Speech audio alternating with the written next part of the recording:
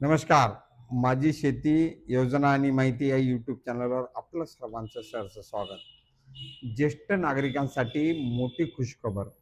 निर्वाह खर्च म्हणून 10,000 रुपयाची मदत ज्येष्ठ नागरिकांना मिळणार आहे. हा एक महत्त्वपूर्ण निर्णय आहे. या निर्णयामुळे 100% ज्येष्ठ नागरिकांना नक्की फायदा होणार आहे.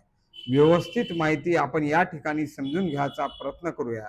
राज्यातील ज्येष्ठ नागरिकांकरिता हा महत्त्वपूर्ण तरतूद आहे. महाराष्ट्र शासन सामाजिक न्याय व विशेष सहाय्यक विभागाच्या माध्यमातून हा निर्णय घेण्यात आलेला आहे. प्रत्येक लाभार्थ्यांनी आवर्जून हा व्हिडिओ नक्की शेवटपर्यंत पहा, कारण प्रत्येकासाठी ही माहिती उपयुक्त माहिती आहे. राज्यातील ज्येष्ठ नागरिकांकरिता महत्त्वपूर्ण तरतुदी. पहिली जी तरतूद आहे यामधील ती आहे की पाल्याकडून निर्वाह खर्च देण्याची तरतूद. पाल्याकडून पालकांना निर्वाह खर्च देण्याची तरतूद करण्यात आलेली आहे. आता या ठिकाणी बघा पुढे कशा पद्धतीने मदत ज्येष्ठ नागरिकांना मिळणार आहे. पाल्य म्हणजे ज्येष्ठ नागरिक यांचे रक्तसंबंधातील मुले मुली यामध्ये मुलगा मुलगी नातू नात यांचा समावेश आहे. पाल्याकडून मिळणारी चरितार्थी रक्कम ही 10,000 रुपयापेक्षा जास्त असणार नाही, असा सुद्धा उल्लेख करण्यात आलेला आहे.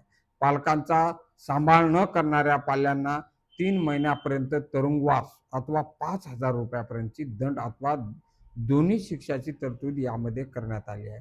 म्हणजे आता पालकांना सांभाळावंच लागेल. जर तुम्ही नाही सांभाळलात तर 3 महिने तुरुंगवास होईल, 5,000 रुपये दंड सुद्धा या ठिकाणी लागू शकेल. त्यासाठी आपल्या पाल्यांना सांभाळावंच लागेल. आपल्या पालकांना जर तुमच्याने सांभाळ होत नसेल तर 10,000 रुपये जो काही या ठिकाणी रक्कम आहे ती आता पालकांना मिळणार आहे. आता पालकांना जर मदत ती मिळवायची असेल तर या ठिकाणी समजून घ्या, जे ज्येष्ठ नागरिक हे स्वतःच्या उत्पन्नामधून स्वतःच्या चरित्रात चालू शकत नाही आहे, अशा वृद्धांना पारिपोषणासाठी निर्वाह भत्त्यासाठी संबंधित जिल्ह्याचे सहाय्यक आयुक्त समाज कल्याण यांच्याकडे अर्ज दाखल करता येईल. अर्ज जर दाखल केला तर तुम्हाला 10,000 रुपयाची ही मदत मिळेल आणि ही एक प्रत्यक्ष पाल्यांसाठी अतिशय महत्त्वपूर्ण ही माहिती आहे. आपल्या स्वतःच्या पालकांना सांभाळत नाही म्हणून ही तरतूद ज्येष्ठ नागरिकांसाठी कायद्यांमध्ये करण्यात आलेली आहे. हा एक दिलासा देणारा अपडेट असल्यामुळे जास्तीत जास्त लाभार्थ्यांपर्यंत हा व्हिडिओ नक्की शेअर करा. चॅनलवरती जर तुम्ही पहिल्यांदा आला असाल तर चॅनलला सबस्क्राईब करून ठेवा. धन्यवाद. पुन्हा भेटूया नवीन व्हिडिओमध्ये नवीन माहिती शेअर. तोपर्यंत जय हिंद, जय महाराष्ट्र.